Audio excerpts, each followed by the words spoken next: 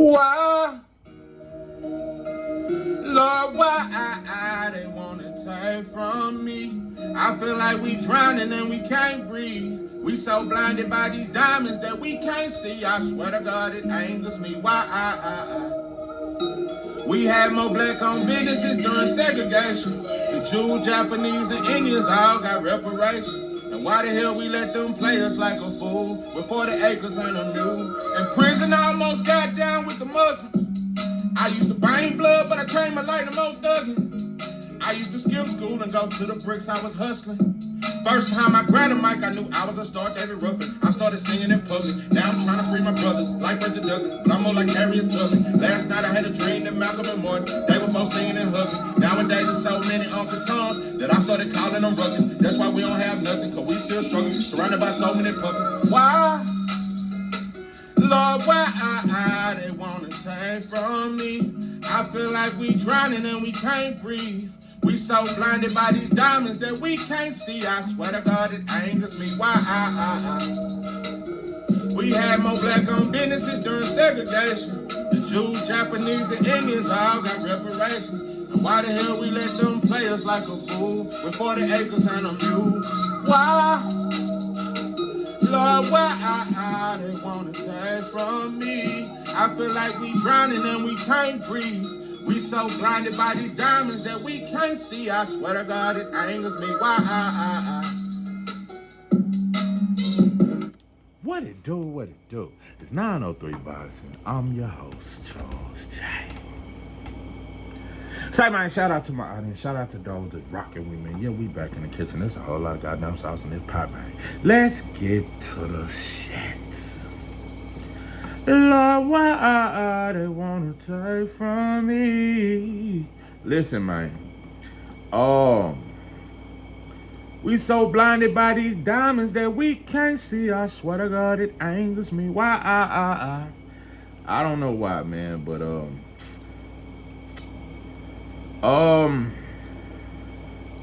I gotta go on and admit this shit.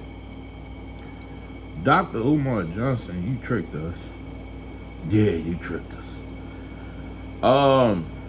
You damn near tricked me. Cause I've been taking up for you. I defended you when your daughter came out. I said black mothers, period, but especially black mothers, love to try to turn the child against the baby daddy, because we got this baby daddy, baby mama shit. And it's very toxic. And kids can hate you through their mama. So it's very fucked up. And I took up for you. When your nephew came out, I said,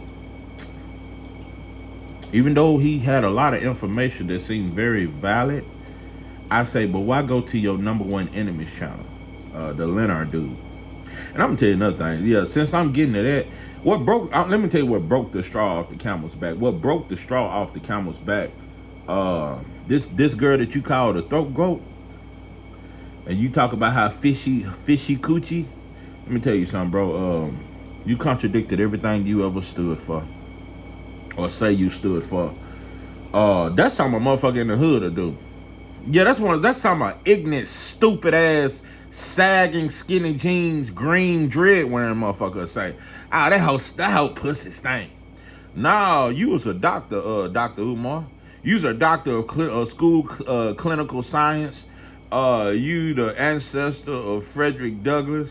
You was born and the Lord told you when you opened your eyes and they pulled that umbilical cord and they cut it, that you was divine to save black folks. You said that. You said God sent you here for us. And you have let me tell you something. You done lied to black women more than the black preacher do. Nah, I ain't bullshit. Cause you know the preacher, black women have a weakness. If you make them feel good, they'll damn near pay you. Yeah, the preacher proved that. That's all the preacher do for the black, make her feel good. For about 30 minutes to an hour. And right after church, she's back exactly who she was. The preacher know how to really make you feel good. And that's what you've been doing, Dr. Umar. You played on black women. Yeah, you played on the black community, but I'm here to say today, Nobody has played on black women outside of the white government. And when white women started them white women's rights in the 70s and black women joined hands and started saying they don't need a man, but that was really white women trying to get away from white men, and white women helped convince black women that they don't need a man too, and y'all need to lead a black man. See, white women really were playing. White woman every now and then, yeah, she'll storm off. White girl gonna always come back cause she gonna get what she want. White girl gonna play for the long run. Black women didn't know they don't even understand that. They starting to understand it now because they become so much like white women. But back then, black women didn't see the end game. White girl peeped it because one thing about the system, see now I'm going to the system. White folks have always sacrificed their own just to destroy us.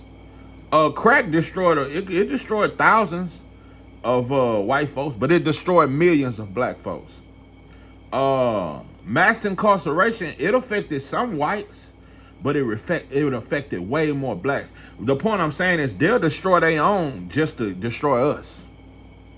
That's a different kind of hate. They will sacrifice their own. They will sacrifice the trash, because that's most black men, they get the trash of white women. So they will let go of their white trash and let them come to the ghettos and let us fuck them and have kids. They'll sacrifice that just to divide the black home. Yeah, outside of white supremacy and the white boy government and that women's rights shit, I think you are single-handedly one of the biggest manipulators to black women in the history of black life. No, because back then, Martin, Malcolm, they didn't really play on black women. Huey P. Now, they didn't play on even Jesse Jackson.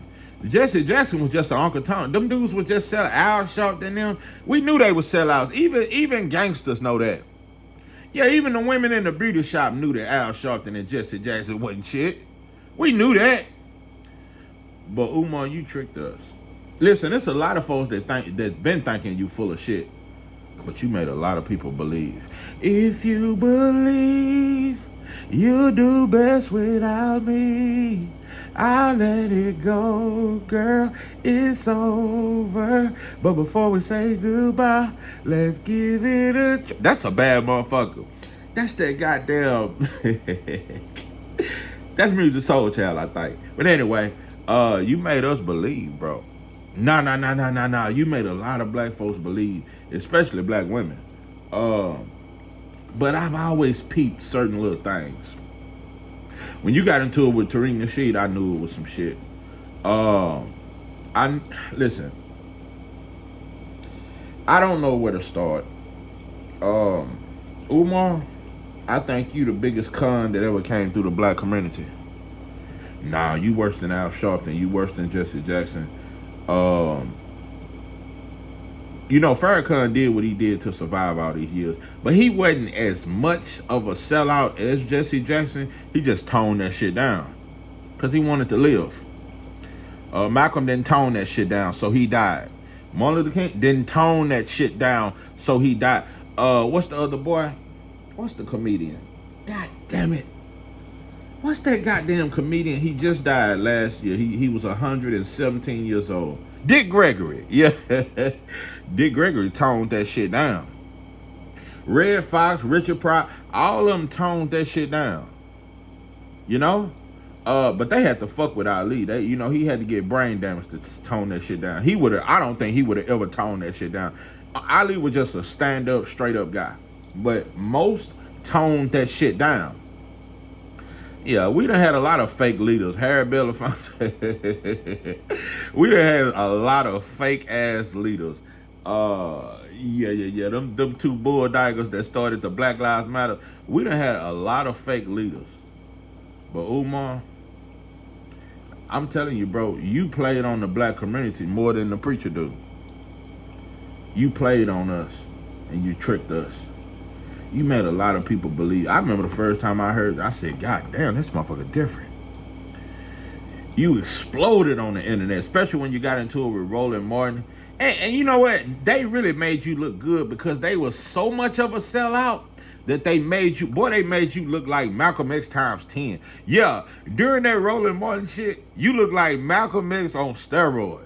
You look like you look like Nelson before he went to the penitentiary. Yeah, you look very strong. But you have to remind yourself, it's easy to look that strong when you're around a bunch of weak ass men. No, no, no, no, no. You played on us. Uh, One of the biggest reasons why there's no way you can really be who you say you are. For one, you too in good with major platforms. If you was who you said you was, black celebrities fuck with you. They may not fuck with you, like out in the open like that, but they fuck with you, bro. You a celebrity. You really a celebrity playing revolutionary. Um, Nah, bro. You wouldn't be on the Breakfast Club like that. You would have never been on Joe Budden podcast if you was really. No, bro. The celebrities fuck with you, bro. When I seen you with Suki on, I just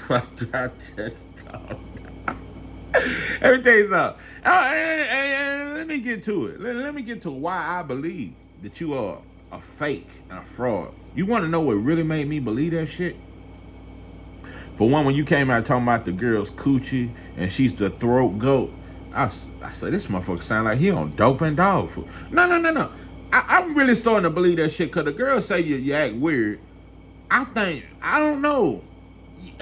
You might be one of them that you don't smoke weed. You do one of them weird drugs like acid or some shit. No, bro, you act like you on dope and dog food. Talking about fishy coochie. Like, bro, we don't even talk like that. We don't say fishy coochie. Fishy coochie. Oochie coochie. Oochie. Yeah. When you start talking about her coochie being fishy, I say, oh no, you talking about some fishy coochie. Fishy coochie. I say, this motherfucker here full of shit. But I'm gonna tell you what's real. It's two people that made me believe. It wasn't even your daughter, because I said the daughter can be manipulated by the black woman. That's very true. The first person that I believe that exposed you, one could say it was Tariq Nasheed, kind of, sort of. I don't think nobody exposed you the way Tariq did, kind of, but y'all exposed each other a little bit because Tariq got some shit. Y'all both play, y'all play around, bro. Y'all having fun out here during this revolution shit. Y'all make the revolution look so fun, bro. Y'all don't be ashy. You don't never look tired. You motherfuckers be energetic, eating steaks at the best hotels. You ain't gotta watch your back. Ain't nobody shooting at you. Y'all didn't. No, bro. Dr. King and Malcolm X never had no peace. Yeah, all them dudes, they never had no peace. Man, y'all sleep good at night, bro. Y'all don't eat. It ain't a threat nowhere towards neither one of y'all. But even Tariq ain't the fraud you are. Tariq just gang banging with that old FBA, Foundational Black Americans, and we against Latinos, and we against Africans, and only us, and this and that. And I understand that because Latinos and Africans do come and benefit from our community, and they shit on us. That's very much true. So I'm kind of in between with the Tariq thing. But then again, Latinos are black, Africans are black, and I can't turn away the Latinos that identify as black. I can't turn you away, pimping. It is